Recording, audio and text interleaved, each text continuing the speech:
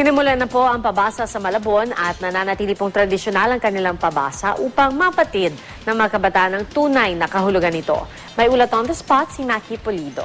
Maki? Iya, talagang tradisyonal. Walang nagra-rap o kumakanta ng modernong estilo. Yung pabasa dito sa Mary Ann Garden sa Malabon City, talagang tradisyonal na paraan pa rin. Ibig sabihin, ang Passion of Christ isinalaysay sa pag-awit sa pamamagitan ng tonong kung tawagin ay Tres Caídas. Kung may binago man daw, kada oras ay hihinto ang pabasa para awit ang church choir. Ayon kay Rene Gino, gusto rin daw nila kasi ipakita sa mga kabataan yung tradisyonal na paraan ng pasyon. Ang mga pabasa ay ginagawa anumang araw mula Ash Wednesday hanggang Good Friday. Dito sa Mary Ann Garden, sinimula ng pabasa kaninang umaga. Walang tulugan hanggang mabasa ng buo ang Passion of Christ.